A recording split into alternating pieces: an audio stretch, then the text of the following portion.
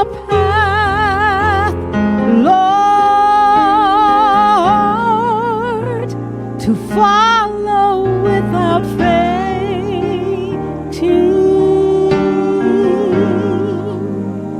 bowing at your throne, Lord, and never looking back.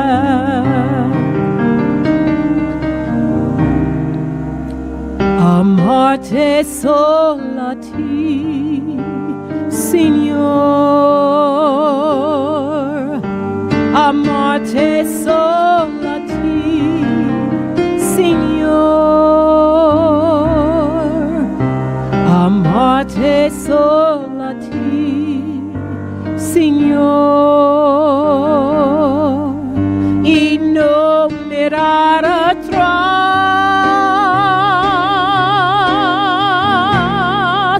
seguir tu camino, Señor.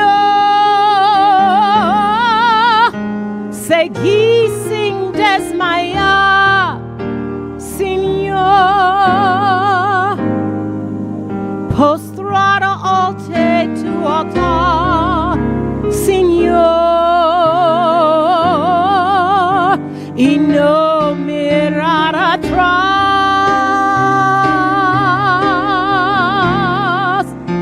Seguir tu camino, Señor. Seguir sin desmayar, Señor. Postrado ante tu altar, Señor, y no mirar atrás. I love only you, Lord. I love only you, Lord. I love only you, Lord. My heart wants only you.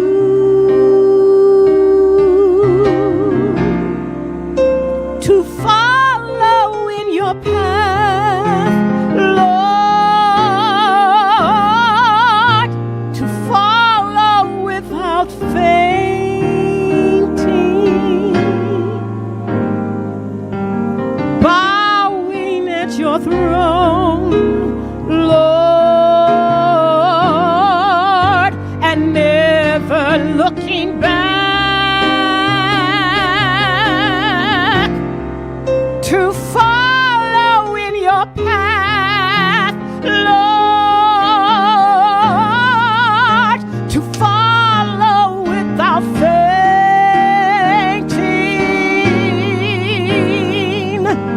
bowing at your throne, Lord,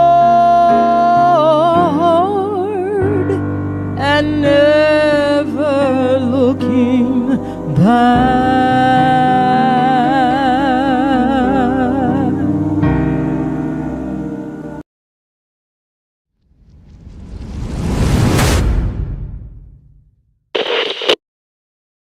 And here we are once again, my brothers and sisters, for another study in God's Word. I want to welcome you and thank you for being here. And today we find ourselves in one of the most unique passages in all of Scripture. This is about a donkey who talks to the man of God. You know, God knows how to communicate. And when you're not listening, God will use extraordinary measures to help you understand. And that's exactly what we see today in a man called Balaam. Let's look at it in Numbers 22. Then the Israelites traveled to the plains of Moab and encamped along the Jordan across from Jericho. Now Balak, now that's not the guy, that's Balak. This is a king. He's son of Zippor. He saw all that Israel had done to the Amorites. So the word is getting out that this nation of Israel is something to contend with, that God is moving through them, that they are victorious as they do what God commands them to do. So it says something so clearly. And Moab, another neighboring country, was terrified because there were so many people. Indeed, Moab was filled with dread because of the Israelites. Now, just to help you get your bearings, you see the Dead Sea there. Here's Arad. We saw the king of Arad get conquered yesterday. Here's Moab. It's on the eastern side of the Dead Sea. We were just told that they were across the Jordan from Jericho. So we know that their camp, the Israelite camp, is somewhere over here in this region. Not exactly positively able to identify it, but somewhere around here, okay? Here's the story. The Moabites said to the elders of Midian, this horde, that's what they're calling the Israelite community, this horde is going to lick up everything around us as an ox licks up grass of the field. So Balak, son of Zippor, who was king of Moab at that time, sent messengers, here we go, to summon Balaam, son of Beor, who was at Pethor near the river in his native land. Balak, that's the king of Moab, said, a people has come out of Egypt. They cover the face of the land and have settled next to me. So, here we see Balaam introduced. Why is he introduced? Because the king of Moab feels threatened. Why does the king of Moab feel threatened? Well, there's really no obvious statement that says why. He knows Israel's conquered people before, and I'm sure he's fearful that he's going to be conquered. But we haven't seen that, and it hasn't been threatened to him that that's what's going to happen. Nonetheless, he summons Balaam. All right, there we're introduced to the one he is going to ask to do something for him. Now watch what he asks. He says in verse 6, now come and put a curse on these people. Hey, Balaam, I want you to talk to God for me. This is a pagan king, and yet he believes that Balaam has the authority or the power or the spiritual strength to call on God. I want you to come put a curse on these people. So you can go all the way back to Genesis 12, right? What does God say? If somebody blesses you, I'm going to bless them. That's what he says to Abram. If somebody curses you, I'm going to curse them. That's the promise of God. Well, here we see Balak calling Balaam and saying, I want you to put a curse on these people because they're too powerful for me. Perhaps then I'll be able to defeat them and drive them out of the country, for I know that those you bless are blessed and those you curse are cursed. Balaam, I think you have the chops to get this done. The elders of Moab and Midian left, taking with them the fee for divination. Oh, okay, so we're going to offer Balaam some payment, right? You come up with the right curse for these people, and we're going to give you a lot of money. When they came to Balaam, they told him what Balak had said. So they deliver the king's message. Spend the night here, Balaam said to them, and I will give you back the answer the Lord gives me. So the Moabite princes stayed with him. Now, listen to this. God came to Balaam and asked, who are these men with you? Okay, it's not like God doesn't know, but we're setting up the story. Balaam says to God, Balak, son of Zippor, king of Moab, sent me this message. A people that has come out of Egypt covers the face of the land. Now come and put a curse on them for me. Perhaps then I will be able to fight them and drive them away. Put a curse on them for me. All right, so we're told in the narration that God fully understands the objective of the Moabites approaching Balaam. Okay, but God said to Balaam, oh, now we need to pay attention to this because this is really going to play into the latter part of this story. God says to Balaam, what? Do not go with them. Okay, now that's pretty clear, isn't it? What's he supposed to do? Don't go with them. I mean, I'm not a prophet or a son of a prophet, but I can get that. Don't go with them. Oh, okay.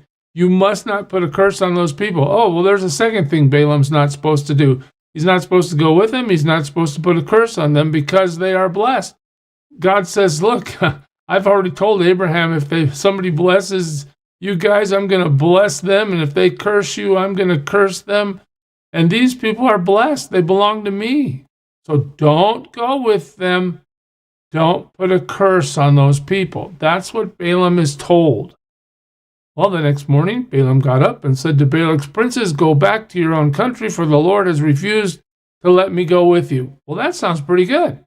He's going to obey. So the Moabite princes returned to Balak and said, Balaam refused to come with us. So we would think that might be the end of the story, but verse 15, then Balak sent other princes, more numerous and more distinguished than the first. Okay, so the king of Moab, Balak, he doesn't give up easily. All right, we're going to try it again, guys. Let's get some more guys. Let's get some more distinguished guys. They came to Balaam and they said, this is what Balak, son of Zippor, says. Do not let anything keep you from coming to me, because I will reward you handsomely and do whatever you say. Come and put a curse on these people for me. Okay, time out. Balaam, you went to God, you asked him what to do. God told you what to do.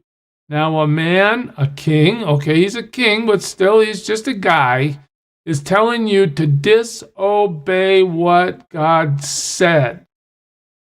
And what does he also do? He kind of entices Balaam with, we're going to reward you handsomely and do whatever you say. So, Balaam says, even if Balak gave me his palace filled with silver and gold, I could not do anything great or small to go beyond the command of the Lord my God. Now that sounds so good. Way to go, Balaam. That's exactly what God told you to do, and you're doing it. That's fantastic. Now, stay here tonight as the others did, and I will find out what else the Lord will tell. Wait a minute. I will find out what else the Lord will tell me. The Lord already told you. That night God came to Balaam and said, since these men have come to summon you, go with them, but do only what I tell you. Okay, so now God is saying, look, I see greed in your heart. I've already told you what I want, and you're coming back to ask me again. Okay, so there's some sort of acquiescence here on God's part to say, if you're willing to disobey me, I'll give you further instruction, but you're out of bounds. When you go to the New Testament, you find Balaam's error described in the book of Jude. It says, woe to them. Well, who's it talking about? False teachers, false teachers. They have taken the way of Cain. They have rushed for profit into Balaam's error. They have been destroyed in Korah's rebellion. Now that's talking about false teachers, but it tells us that Balaam's error is about profit. That somehow Balaam is not working to honor God in every way. He wants the money. All right? So, what does Balaam do? Balaam can say, no, I'm not going. You told me not to go. I'm not going. What does Balaam do? Balaam got up in the morning, saddled his donkey, and went with the princes of Moab. Hey, cool, I might get a big payday out of this. Let's go. I don't really care what God has told me or what he wants. I'm going to do what I think will benefit me the most. Well, let's say it this way. God doesn't like that. But God was very angry when he went. And the angel of the Lord stood in the road to oppose him. And now God is supplying a spiritual force to stop Balaam. Balaam was riding on his donkey, and his two servants were with him. When the donkey saw the angel of the Lord, notice it's not the prophet that figures it out, it's the donkey. The ass knows that the angel's standing there, but the prophet has no idea. So when the donkey saw the angel of the Lord standing in the road with a drawn sword in his hand, she turned off the road into a field. Balaam beat her to get her back on the road. And then the angel of the Lord stood in the narrow path between two vineyards with walls on both sides. Now there's no way to pass or get off the road. When the donkey saw the angel of the Lord, she pressed close to the wall, crushing Balaam's foot against it. So he beat her again. There's the second beating. Now, this is going badly for the donkey. Then the angel of the Lord moved on ahead and stood in a narrow place where there was no room to turn either to the right or to the left. When the donkey saw the angel of the Lord, so now we see it 3 times. The donkey knows what's going on. The prophet doesn't know what's going on. Every time the donkey stops out of fear for the angel, she gets beat. She lay down under Balaam. He was very angry and beat her with his staff. Wow, verse 28, then the Lord opened the donkey's mouth. Oh, God's going to talk to the prophet through the donkey. And she said to Balaam, what have I done to you to make you beat me these 3 times? Balaam answered the donkey. So now he's having a conversation with his donkey. You have made a fool of me. If I had a sword in my hand, I would kill you right now. The donkey said to Balaam, am I not your own donkey, which you have always ridden to this day? Have I been in the habit of doing this to you? Well, no, he said. Then the Lord opened Balaam's eyes, and he saw the angel of the Lord standing in the road with his sword drawn. He bowed low. He fell face down. Oh, so by 31, Balaam's finally waking up to the spiritual reality that God has told him not to go. The angel of the Lord asked him, why have you beaten your donkey these 3 times? I have come here to oppose you, because your path is a reckless one before me. Hey, Balaam, I already told you not to do this. You keep coming back to me, telling me you don't know what to do. What should you do? Okay, so let me let you have the next lesson. You go ahead, start down the road, and let me help you understand the spiritual impact of your bad choice. You're on the reckless path. The donkey saw me and turned away from me these 3 times. This is the angel speaking. If she had not turned away, I would certainly have killed you by now, but I would have spared her. Balaam said to the angel of the Lord, I have sinned. Ah, okay, Balaam. Now we're starting to make progress. I have sinned. I did not realize you were standing in the road to oppose me. Now, if you are displeased, I'll go back. Well, now God's plan shifts. The angel of the Lord said to Balaam, no, go with the men, but speak only what I tell you. So Balaam went with the princes of Balak. I want you to go say only what I want you to say. So Balaam's going to do it. When Balak heard that Balaam was coming, he went out to meet him at the Moabite town on the Arnon border at the edge of his territory. Balak said to Balaam, did I not send you an urgent summons? Why didn't you come to me? Am I really not able to reward you? In other words, hey, you're kind of late and I have lots of money here waiting for you. Why did you take so long? 38, well, I have come to you now, Balaam replied. But can I say just anything? I must speak only what God puts in my mouth. Then Balaam went with Balak to Kiriath Huzoth. Balak sacrificed cattle and sheep and gave some to Balaam and the princes who were with him. And the next morning Balak took Balaam up to Bamath Baal, and from there he saw part of the people. And what happens next? I'll see you tomorrow. That's when we'll find out. God bless you, church. Serve him well. Who is it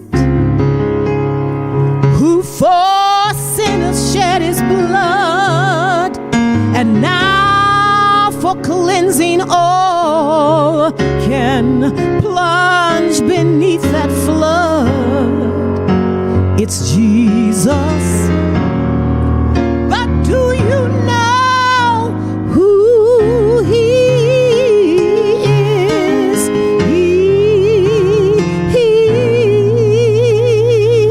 He's the image of the invisible God, and he's the brightness of his glory, the first, the last, the future, the past. He is God.